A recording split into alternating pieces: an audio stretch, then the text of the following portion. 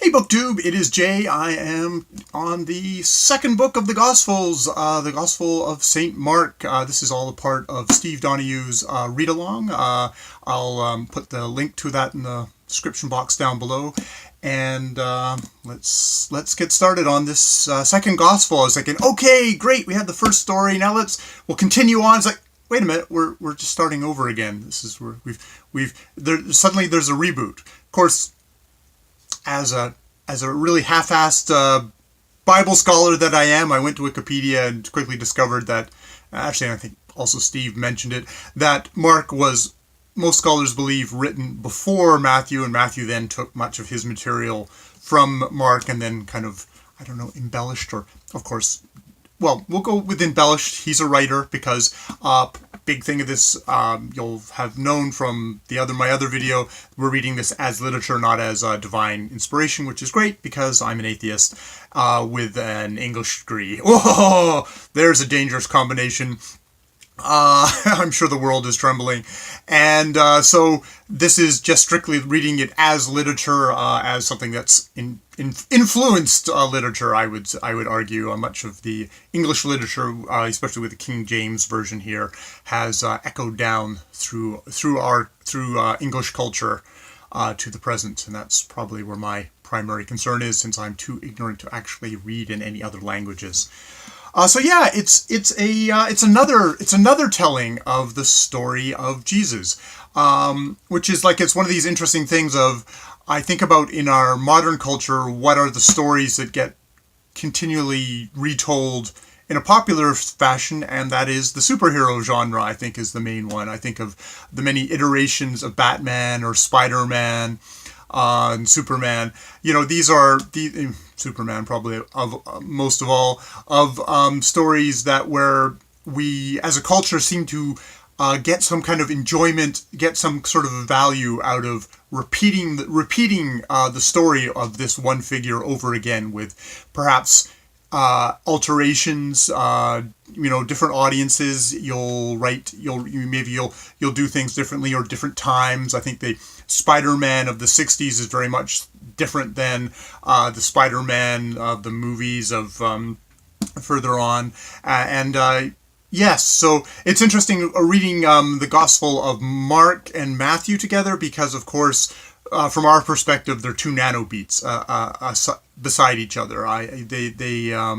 Now I've read in the things that that the Gospel of Mark seems to be more aimed at a Gentile, non-Jewish audience, because there's some kind of explanations of Jewish ritual in the Gospel of Mark. Of course, I am not a close reader. I'm not a biblical scholar. I'm not a religious person. I'm just a yokel who's kind of coming into this semi-fresh, as fresh as anyone in the West can, from the overwhelming influence of the story of Jesus Christ on our culture and just our imaginations. Now, obviously things even I notice are, hey, there's no virgin birth. It's definitely much more of an emphasis on John the Baptist and kind of establishing Jesus's authority, and this is authorita. This is why does Jesus have authority to claim to be the Christ, the Messiah? These books are definitely a part of the design of these books. Definitely seems to be as a justification to the faithful of, this is why you should listen to Christ. This is why his wisdom teachings are particularly more valuable than someone else's. Seems like he's a less angry Jesus from the book of Matthew. I mean, there's still definitely it's interesting. You get the sense of there's two self-help groups. There's the peddling their wares in the marketplace, and the Christian one is definitely trying to shove the Jewish tradition to one side, or say why we're going to supersede it. I know there's the whole tradition of revealed continual revelatory prophecy.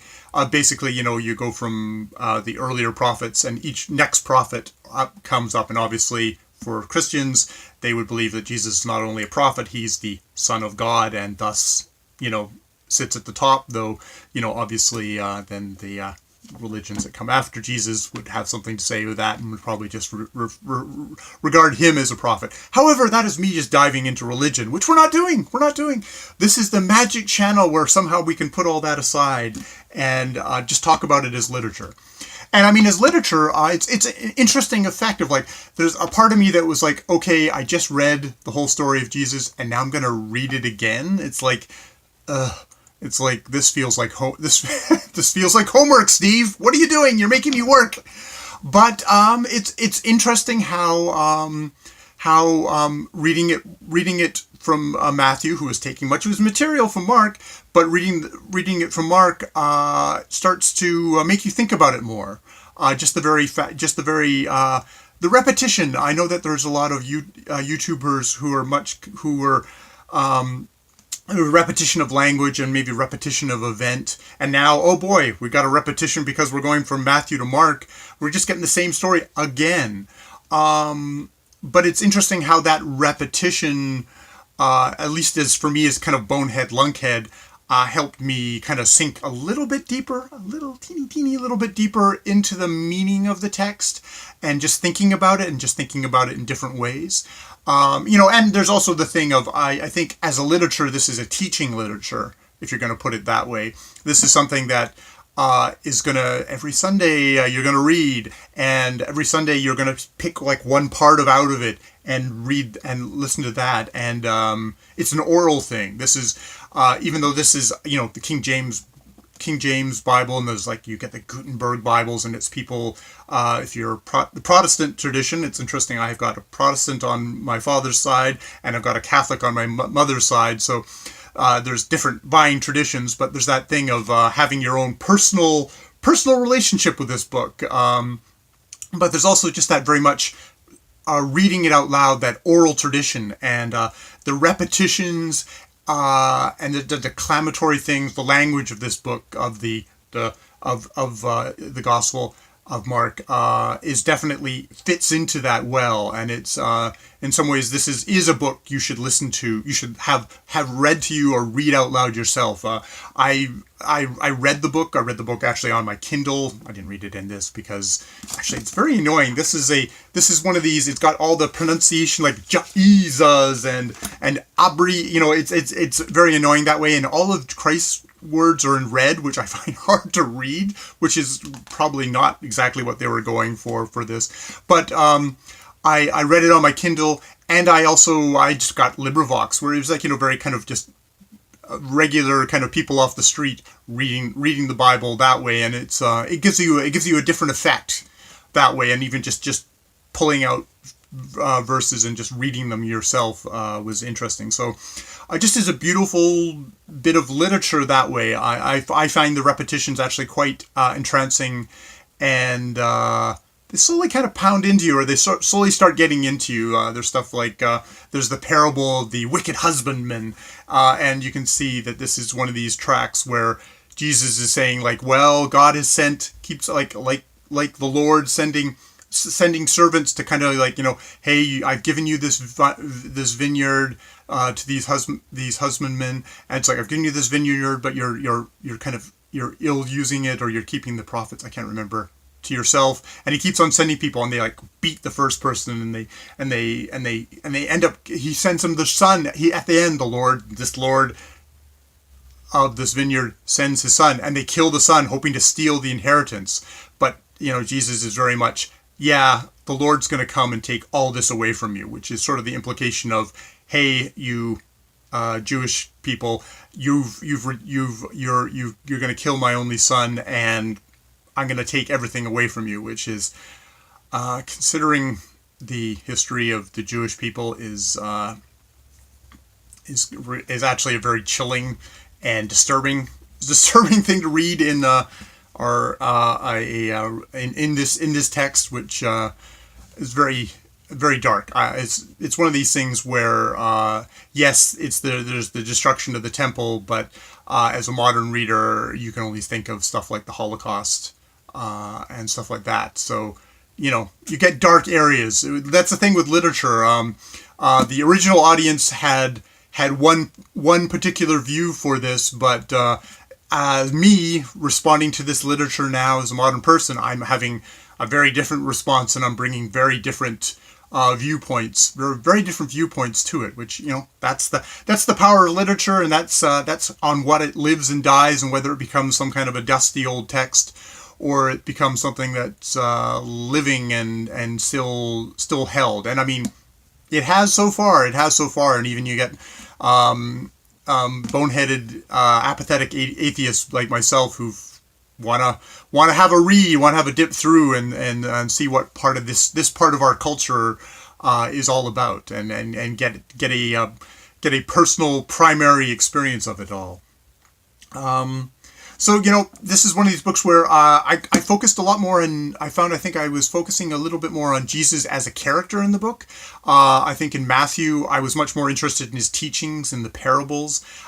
Since there's sort of less of that in this book, in this gospel, I was much more interested in Jesus as a character in a way, even though we don't have his birth. And he goes into the wilderness for temptation. But I was focusing much more on he's doing all this healing of folk and stuff like that. And it's interesting, that whole healing thing. I'm okay with that as a fantasy thing, as a part of a story. There's a part of me that thinks about this as in the historical document of, people didn't have healthcare at Jesus' time, or the medicine that they had was horrible. And that it was a place where probably faith healing, power of prayer, maybe did less damage than, the possible medical procedures, or what passed as medical procedures were at that time. So I don't know. It's like there's here I can read something out and be all textual. He says to you, this is Jesus, "For verily I say unto you, that whosoever shall say unto this mountain, Be thou removed, and be thou cast into the sea, and shall not doubt in his heart, but shall believe that those things which he saith shall come to pass, he shall have whatsoever he saith. Therefore I say unto you, what things soever ye desire, when ye pray, believe that ye receive them, and ye shall have them." And this is the King James version is the language of the Bible for me, which is a very odd thing coming from a person who doesn't have childhood of the Bible. I had a Protestant Catholic, and they just canceled each other out in their indifference. But just this idea of, if you believe, you'll be healed. A lot of times when Christ says, you want to be healed. Well, if you believe, arise and you'll be healed. And the people will rise because they believed. It's the power of belief. And if a character like Jesus came on this, there are characters who wander through the world nowadays saying, hey, you've got some disease that is beyond the scope of science. Well, have I got the snake oil for you? You just believe in me. You just have the power of faith, and you'll be healed. Of course, when it doesn't work, when the charlatans, bullshit isn't there, and the people die, well, it's like, well, it was their own fault. I live with someone who has a chronic disease, and she's heard a lot of stuff of, oh well, if you were more positive, if you believed, either you're positive or you believed and all that stuff, we're just gonna blame you for your illness. And I don't like that. So that is something Jesus as a character, as a fantasy character with superpowers, that's awesome. But if Jesus walked into the room right now and said, well, if my partner believed, she'd be healed, and she didn't, it's like, well, you'll be damned, because the people who aren't believed will be damned. I wouldn't be so happy. See, now I'm just being probably atheist ranty stuff. I don't know. Power of reason. So I probably have wandered well off of literature there. So let me veer back on. Let me say something actually very much positive. Why I think I engaged with Jesus more as a character is I thought, where did I engage with Jesus as a character? I think it was actually at his death. In both Matthew and in Mark, It's his famous last words. It's my God, why hast thou forsaken forsaken me?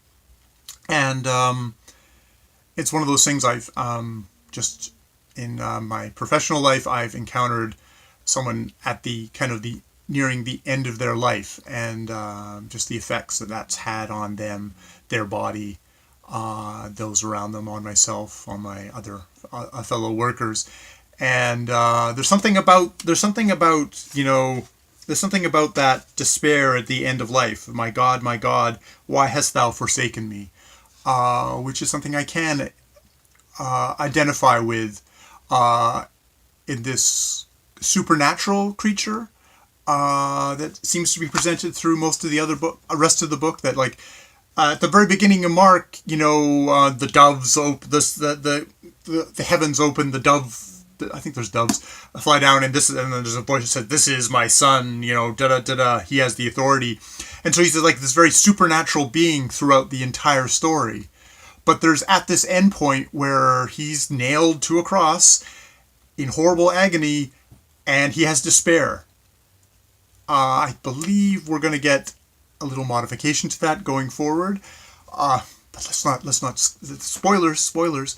But at this point, I think I'd like to hold with that feeling of despair at the end of life, and saying that is where this Jesus figure, other than his teachings, which are much more in Matthew, but other than his teachings, there's that despair at the end of life. That my God, why hast thou forsaken me? Touches me and gives me a connection to Christ, this Jesus, and the power of that story of someone being sent down to live among us, give us teachings, suffer and be killed for our sins, but dying, that death, which is obviously something in mythology that has happened a lot. This ritualistic death is a story that echoes throughout, and there's the thing. I think I'm going to come back to just the whole idea of repetition of this story, repetition of the mythologies of. There's a saying, I don't know how spurious or how true it is, that there's only a certain number of stories in the world, and sometimes people who aren't fans of made up stories. I don't know if Steve Donoghue would. When he talks about stuff, I don't think he's talking about he's bored with, it's all the same plot. Sometimes he's frustrated that people's execution of those stories isn't great, but just that there's the power of the repetition of these stories and of it coming through another human being at you, which is literature. And we've gotten now the story of Jesus from Matthew, and we've gotten the story from Mark. And there's that repetition. I can feel that power building in this thing. And for me, it's not a religious thing, but it's interesting, that effect. It's like, if you want to group these, we're reading the Gospels. This is the Gospel read along, and you taking this as a work, and I can start to feel sort of the building effect of this on me. I'm quarreling. Sometimes I'm pretty disgusted by what I see. Sometimes I'm really touched. Sometimes I'm really intrigued. Sometimes I'm really challenged. But that's my experience of the Gospels as literature. So I'll turn this off, and it's Sunday, so hey, Steve will be coming out with the Sermon on the Mount, which we didn't get in this one, we got in the last one, but it'll be the Gospel according to Steve, and I'll look forward to that, and look forward to hearing, watching everyone else's videos, because indeed, I have also been watching them, and it's been really interesting just seeing each and everyone's take on the books, as the Gospels, as we go along. So yes, I'll see you in the ethernets. Bye for now, YouTube, BookTube, all the tubes.